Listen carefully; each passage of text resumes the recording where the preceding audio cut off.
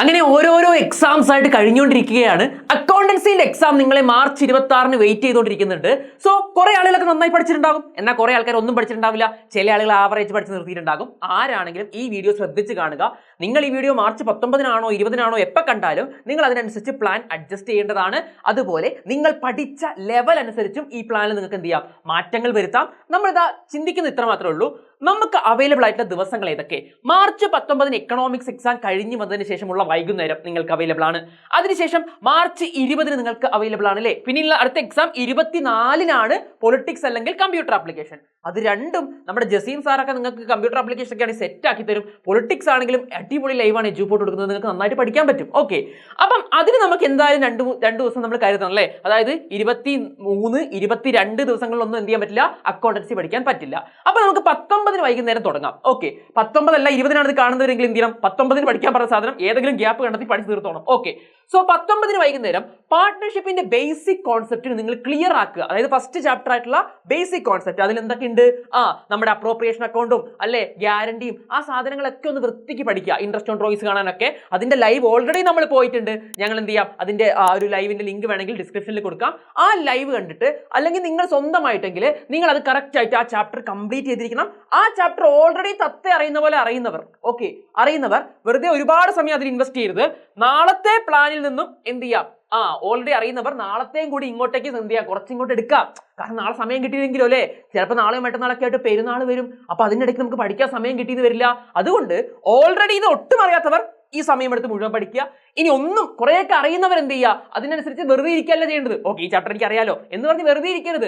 അടുത്ത ദിവസത്തെ പ്ലാനിൽ നിന്ന് ബാക്കോട്ട് വലിക്കുക, അതും കൂടി പഠിച്ചു തീർക്കുക. ഓക്കെ, ഇനി നാളത്തെ പ്ലാൻ എന്താ, റീകോൺസ്റ്റിറ്റ്യൂഷൻ ഓഫ് പാർട്ട്ണർഷിപ്പ്. അതിൽ എന്തൊക്കെ പെടും, അഡ്മിഷൻ, റിട്ടയർമെന്റ് ഓർ ഡെത്ത്, ഇതെല്ലാം പെടും. ഓക്കെ, അപ്പൊ ഈ റീകോൺസ്റ്റിറ്റ്യൂഷൻ അല്ലെങ്കിൽ അഡ്മിഷനും നിങ്ങൾ എന്ത് ചെയ്യണം, നാളെയും കൊണ്ട് അതായത് മാർച്ച് 20 ഡേ 2-ൽ നിങ്ങൾ കംപ്ലീറ്റ് ആയി ഉറപ്പുവരുത്തണം. അപ്പൊ ഇത് മൂന്നും ഓൾറെഡി സെറ്റ് ആയ ആൾക്കാർ എന്ത് ചെയ്യുക, നിങ്ങളുടെ AFS പാർട്ട് ഉണ്ട്, കമ്പ്യൂട്ടറൈസ്ഡ് പാർട്ട് ഉണ്ട് അല്ലേ, അത് ഞാൻ അടുത്ത ദിവസമാണ് കൊടുത്തേക്കുന്നത്. അപ്പൊ അതെന്ത് ചെയ്യുക, നേരെ ഡേ 2-ലോട്ട് വലിക്കുക. അപ്പൊ നിങ്ങൾക്ക് അത്രയും കമ്പ്യൂട്ടറൈസ്ഡ് അക്കൗണ്ടിങ് കമ്പ്യൂട്ടർ ആപ്ലിക്കേഷനും പൊളിറ്റിക്സും പഠിക്കാൻ നിങ്ങൾക്ക് സമയം അത്രയും കൂടുതൽ കിട്ടും. ഓക്കെ, അപ്പൊ സോ ഇത് ഓൾറെഡി സെറ്റ് ആയ ആൾക്കാർ ഈ ദിവസങ്ങളിൽ കൂടുതൽ ഫോക്കസ് ചെയ്യേണ്ടത് AFS അല്ലെങ്കിൽ കമ്പ്യൂട്ടറൈസ്ഡ് അക്കൗണ്ടിങ് ആയിരിക്കണം. ഓക്കെ, ഇതും എന്ത് ചെയ്യും, നിങ്ങൾ ഇതിലേക്ക് സെറ്റ് ആക്കാൻ പറ്റുമോ മാക്സിമം നോക്കുക. ഇനി നിങ്ങൾ ഒട്ടും അറിയില്ലെങ്കിൽ ഇത്രയും സമയം തന്നെ വേണ്ടി വരും ഈ 3 ചാപ്റ്റർ പഠിക്കാനായിട്ട്. ഓക്കെ, ഇനി ഡിസൊല്യൂഷൻ അവിടെ നിൽക്കട്ടെ. നിങ്ങൾ മാർച്ച് 21 ഡേ 3 അപ്പോഴത്തേക്കും നമുക്ക് പൊളിറ്റിക്സും കമ്പ്യൂട്ടർ ആപ്ലിക്കേഷൻ ഒക്കെ പഠിച്ചു തുടങ്ങാനുള്ള സമയമായിട്ടുണ്ട്. അപ്പം ഈ ഒരു സമയം കൊണ്ട് ഇത്രയും നിങ്ങൾ ഈ AFS-ഉം CA-ന്റെയും ഒരു പോർഷൻസും കൂടി തീർക്കാൻ പറ്റുമെങ്കിൽ ഈ 2 ദിവസം കൊണ്ട് തന്നെ അക്കൗണ്ടിങ് പഠിച്ചു നിർത്താം. പറ്റിയില്ല എങ്കിൽ നിങ്ങൾ മാർച്ച് 21-നും കൂടി നിങ്ങൾ എന്ത് ചെയ്യേണ്ടി വരും, പഠിക്കേണ്ടി വരുടാ. അപ്പൊ മാർച്ച് 21-ന് നിങ്ങൾ AFS ഓർ CA നിങ്ങൾ എന്ത് ചെയ്യേണ്ടി വരും, കംപ്ലീറ്റ് പഠിക്കേണ്ടി വരും. ഓക്കെ, നിങ്ങളുടെ ഓപ്ഷണൽ പാർട്ടാണത്. അപ്പൊ AFS-നാണ് കൂടുതൽ ബുദ്ധിമുട്ട്. അതിനു വേണ്ടി ഞങ്ങൾ 2 ലൈവുകൾ ഓൾറെഡി പ്രൊവൈഡ് ചെയ്യുന്നുണ്ട്. അപ്പം ഇന്ന് 7 മണിക്ക് ലൈവ് ഉണ്ടാകും. ഈ വീഡിയോ അതിന് ശേഷം കാണുന്നുണ്ടെങ്കിൽ ആ ലൈവ് പോയാൽ നിങ്ങൾക്ക് കിട്ടും. അതിന്റെ അടുത്ത പാർട്ട് പെരുന്നാളാണെങ്കിൽ ചെറിയൊരു മാറ്റം വരും, അല്ലെങ്കിൽ നാളെ തന്നെ എന്ത് ചെയ്യും, അതിന്റെ ലൈവ് ഉണ്ടാവും കേട്ടോ. അപ്പൊ AFS പാർട്ടിന്റെ ലൈവ് അങ്ങനെ നിങ്ങൾക്ക് പഠിക്കാം. കമ്പ്യൂട്ടറൈസ്ഡ് അക്കൗണ്ടിങ്ങിന്റെ ലൈവും നമ്മൾ തരുന്നുണ്ട് കേട്ടോ. സോ ഇതും നിങ്ങൾ എന്ത് ചെയ്യുക, കൃത്യമായി പഠിച്ചു. ഓക്കെ, ഇനി നിങ്ങൾ എന്ത് ചെയ്യുക, CA പൊളിറ്റിക്സ് എക്സാമിന് വേണ്ടി പ്രിപ്പയർ ചെയ്തോളൂ. 21-ന് വൈകുന്നേരവും 22-ഉം 23-ഉം ഒക്കെ പ്രിപ്പയർ ചെയ്ത് 24-ന് എക്സാം ഒക്കെ അടിച്ചു പൊളിച്ചു വരിക. അടുത്ത് നമ്മുടെ ഡേ 4 വരുന്നത് നിങ്ങൾ ആ എക്സാം ഒക്കെ കഴിഞ്ഞ് വന്ന മാർച്ച് 24-ാം തീയതി ഈവനിങ് ആണ്. അന്ന് നിങ്ങൾക്ക് ഏതെങ്കിലും ടോപ്പിക്സ് പെൻഡിങ് ഉണ്ടെങ്കിൽ തീർക്കണം.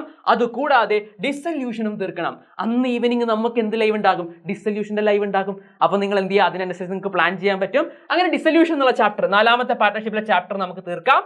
ശേഷം മാർച്ച് 25-ന് നിങ്ങളുടെ ഒരു ടാർഗറ്റ് എന്ന് പറയുന്നത് റിവിഷൻ കംപ്ലീറ്റ് ആയിട്ട് എല്ലാ പോർഷൻസും നിങ്ങൾ AFS ആയിക്കോട്ടെ പാർട്ട്ണർഷിപ്പ് ആയിട്ട് എല്ലാം ഒന്ന് റിവൈസ് ചെയ്യുക. റിവൈസ് ചെയ്തില്ലെങ്കിൽ ഒരു കാര്യമില്ല, പഠിച്ചൊക്കെ മറന്നു പോയിട്ടാവും. അപ്പൊ തലേ ദിവസമായ മാർച്ച് 25 നിങ്ങൾ എല്ലാം റിവൈസ് ചെയ്യണം. ആ റിവിഷന്റെ ഒപ്പം നിങ്ങൾക്ക് എന്തൊക്കെ ചെയ്യാം, PYQs ചെയ്യാം, ക്വസ്റ്റ്യൻസ് മാക്സിമം പ്രാക്ടീസ് ചെയ്യാം. ഇതൊക്കെ നമ്മുടെ ബാച്ച് സ്റ്റുഡൻസ് ആണെങ്കിൽ ആപ്പിൽ അവൈലബിൾ ആണ്. ഓക്കെ, അപ്പൊ ആ രീതിയിൽ മാക്സിമം ക്വസ്റ്റ്യൻ പ്രാക്ടീസ് ചെയ്യുക. അന്ന് രാത്രി നമ്മുടെ ലൈവ് ഉണ്ടാവും, അറിയാലോ. അന്ന് രാത്രി നമ്മൾ മാക്സിമം പ്രധാനപ്പെട്ട ക്വസ്റ്റ്യൻസുമായിട്ട് നമ്മൾ ലൈവിലും വരുന്നുണ്ടോ. അങ്ങനെ നിങ്ങളുടെ അക്കൗണ്ടൻസി +2 നമുക്ക് സെറ്റ് ആക്കി എടുക്കണം. നിങ്ങൾ എൻ്റെ കൂടെ ഒന്നിച്ച് നിൽക്കുക. അതിനുവേണ്ടി ഞാനൊരു ചാനൽ, വാട്സ്ആപ്പ് ചാനൽ ആരംഭിച്ചിട്ടുണ്ട്. അതിന്റെ ലിങ്കും ഞാൻ എന്ത് ചെയ്യുന്നുണ്ടാവും, നമ്മുടെ ഇത് തരും. അതിൽ നമുക്ക് എന്ത് ചെയ്യും, കൃത്യമായി നമ്മുടെ വീഡിയോ അപ്ലോഡ് ചെയ്താലോ ലൈവിന്റെ ലിങ്കും അല്ലെങ്കിൽ നിങ്ങൾക്ക് എല്ലാ സപ്പോർട്ടും നമ്മൾ അതിൽ ഉറപ്പ് വരുത്തോടാ. സോ മറ്റൊരു വീഡിയോയിൽ കാണാം. അതുവരെ ബൈ.